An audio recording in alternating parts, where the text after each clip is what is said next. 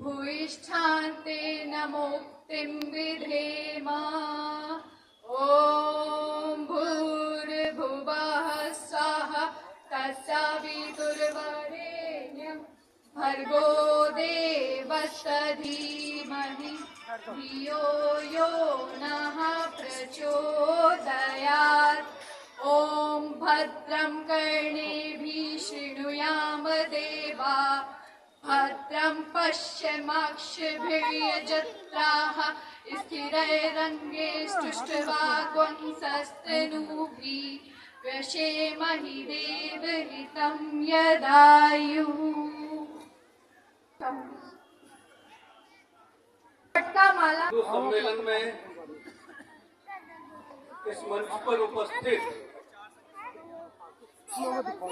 यहाँ की आयोजन समिति के सम्माननीय अध्यक्ष श्रीमान सौगंध सिंह जी, भारतवर्ष क्या पूरे विश्व भर की जिसको सुदर्शन के नाम से जाना जाता है उसके चेयरमैन सम्माननीय श्री सुरेश चौहान के जी, यहाँ पर उपस्थित देव मातृशक्ति एवं दिव्य हिंदू सम्मेलन में आए हुए सभी हिंदुत्व प्रेमी बंधुगण, राष्ट्रीय उपलक्ष्य में पूरे देश भर में बहुत स्थानों पर हिंदू सम्मेलनों का आयोजन किया जा रहा है। मैं यदि कहूं तो 1 लाख से ज्यादा स्थानों पर हिंदू सम्मेलनों का आयोजन किया जा रहा है।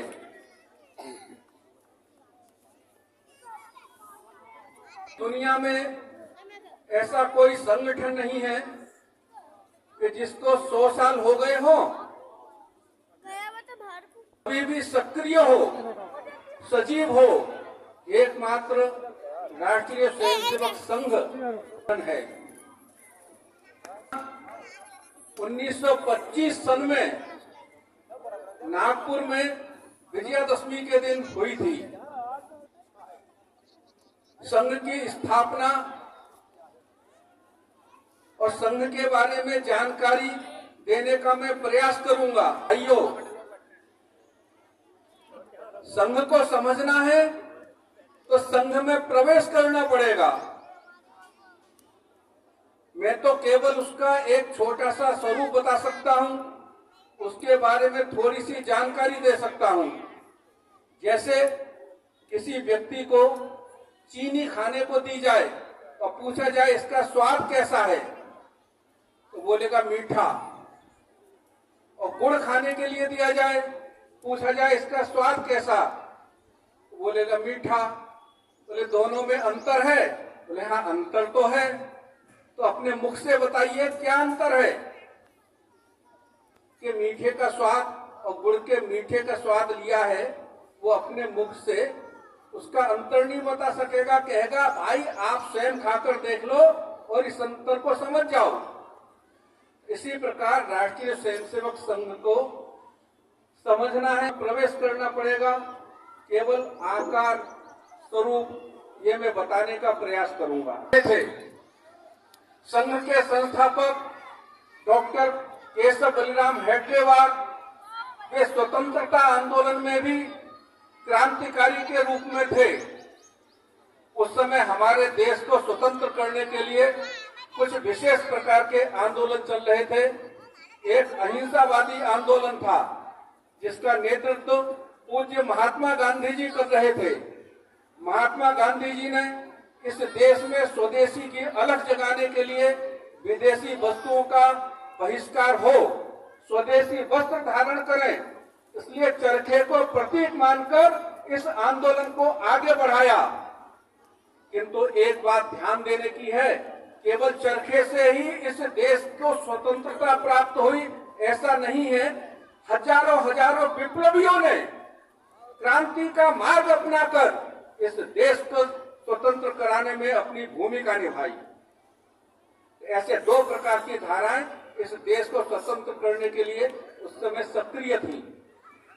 उसमें देश में जितने भी साहित्यिक थे, जितने भी कवि थे, वे अपनी ओजस्वी वाणी से जन जागरण का काम कर रहे थे, जनता को जागृत कर रहे थे कि सभी लोग जागृत हो, एकबद्ध हो और इन अंग्रेजों को यहाँ से भगाना है, इस देश को स्वतंत्र कराना है। एक चौथी योजना भी चल रही थी, वो था हमारा भक्ति आंदोलन। उसमें जितने भी साधु संत थे वे भी भक्तगणों को आंदोलित कर रहे थे। इसके लिए अपने धर्म आध्यात्म को आगे बढ़ाकर इस आंदोलन में सक्रिय होना चाहिए। आनंद जी, स्वामी दयानंद सरस्वती, उन्होंने इस देश की परिस्थिति को समझा। उन्होंने कहा यह देश आज से गुलाम नहीं है। अंग्रेजों के आने के पहले इस देश पर मुगलों का शासन था। माने यहाँ के रहने वाले लोग कई सौ वर्षों से गुलाम हैं। आज ये बात ठीक है कि भारत स्वतंत्र हो जाएगा, किंतु भारत का भविष्य क्या होगा, ये चिंतन करने के लिए स्वामी विवेकानंद जी, स्वामी दयानंद सरस्वती, उन्होंने चिंतन किया और उसी का आधार राष्ट्रीय स्वयंसेवक संघ है। संगठन चिंतित थे, आपस में संगठित नहीं रहे। राष्ट्र चेतना का अभाव है, हिंदुत्व का भाव नहीं है। यदि यहाँ के रहने वाले लोग संगठित नहीं हुए तो ये देश आज तो स्वतंत्र हो जाएगा, किंतु भविष्य में फिर गुलाम बन सकता है। और उन्होंने सोचा कि हिंदुओं का संगठन करने की जरूरत है। उन्होंने नागपुर में अपने कुछ मित्रों से हिंदू संगठन की बात शुरू की तो मित्रों ने कहा, अरे डॉक्टर हेडगेवार, आपने कोलकाता में मेडिकल कॉलेज में पढ़ाई की है, आप डॉक्टर बनकर आए हैं, आप कोई अस्पताल आरंभ करो। ये हिंदुओं का संगठन, ये तो बड़ा कठिन काम है, हिंदू कभी संगठित नहीं हो सकता। हिंदू तो एक दिशा में भी नहीं चलता है। एक दिशा में कब चलता है? जब चार लोगों के कंधे पर कोई अर्थी होती है, शमशान की ओर जाते हैं, उसी समय हिंदू एक दिशा में चलता है, तो हिंदू एक दिशा में नहीं चलता। किंतु डॉक्टर केशव बलिराम हेडगेवार, उन्होंने प्रण किया कि हिंदुओं को संगठित करना ही है और 1925 में उन्होंने कुछ बालकों के साथ राष्ट्रीय स्वयंसेवक संघ की स्थापना की। आज उसी राष्ट्रीय स्वयंसेवक संघ को 100 साल पूरे होने जा रहे हैं। लेकिन जो लोग कहते हैं कि सेकुलर देश है, ऐसा नहीं है। पूरी दुनिया जानती है भारत हिंदुओं का देश है। मान लीजिए इटली का रहने वाला कोई व्यक्ति, उसको आध्यात्म का अध्ययन करना है, उसको दर्शन शास्त्र का अध्ययन करना है, उसको गीता का अध्ययन करना है, उसको वेदों का अध्ययन करना है, तो वो अरब देशों में नहीं जाएगा, वो रसिया में नहीं जाएगा, वो क्रिश्चियन देशों में नहीं जाएगा। वो कहाँ आएगा? हमारे अपने भारतवर्ष में आएगा, क्यों? उनको मालूम है ये हिंदुओं का देश है। किंतु हमारे यहाँ के लोग, उन्हीं के दिमाग में गोबर भरा हुआ है, कहते नहीं सभी का देश है, पूरी दुनिया जानती है हिंदुओं का देश है। तो माताओं, बहनों, भाइयों, हमेशा याद रखिए ये हिंदुओं का देश है। और कोई भी हमको समझाने के लिए आए कि नहीं ये तो धर्म निरपेक्ष है, यहाँ पर सभी धर्म के लोग रह सकते हैं, रह तो सकते हैं, लेकिन तो देश तो हिंदुओं का है। सबको बताइए कि तुम हमको गलत बात सिखाते हो, हमको गलत पढ़ाते हो, देश तो हमारा हिंदुओं का है। राष्ट्रीय स्वयंसेवक संघ हिंदुओं का संगठन करता है। ये पहले बड़े बड़े घर होते थे, घरों में दादी माँ, बुआ जी, ताई जी, चाची जी सब होते थे। बच्चों को संस्कार देने के लिए, रामायण महाभारत की कहानी सुनाने के लिए घरों में सब लोग होते थे। बच्चा कोई गलती करे उसको संभालने के लिए भी घर में लोग होते थे। किंतु आज छोटे छोटे घर होते हैं, घरों में संख्या भी कम हो गई है। बच्चों को संस्कार देना बड़ा कठिन हो गया है। तो ऐसी परिस्थिति में क्या करना चाहिए? बच्चों पर संस्कार बने रहने चाहिए, इसलिए घर में नियमित पूजा पाठ होना चाहिए। घर में धर्म की चर्चा होनी चाहिए, ये बहुत आवश्यक है। केवल इतना ही नहीं, घर में भोजन भी कम से कम एक समय सब मिलकर एक साथ बैठकर करना चाहिए।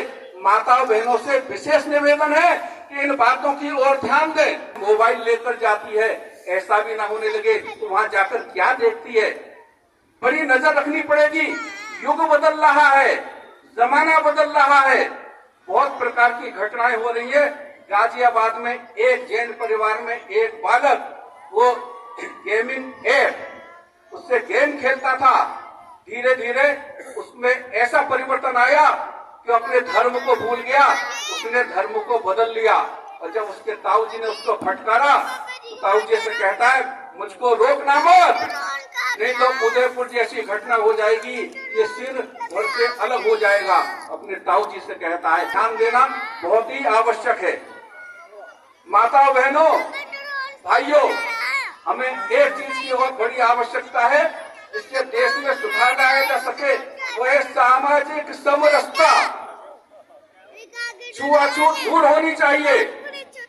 छुआछूत आदि शंकराचार्य उन्होंने भी काम किया।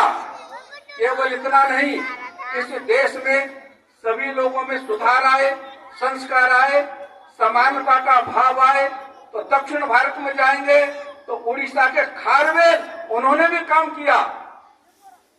हमने और भी महापुरुषों के नाम सुने होंगे। ईश्वर चंद्र विद्यार्थी हंसते हैं, इस प्रकार की समस्या है। लेकिन हम लोग क्या कर सकते हैं, उसके बारे में केवल 3 बातें बतानी है मुझको। सबसे पहला है कि वृक्षारोपण अधिक से अधिक करना, क्योंकि देश की उन्नति करनी है तो रास्ते भी बनाए जाएंगे।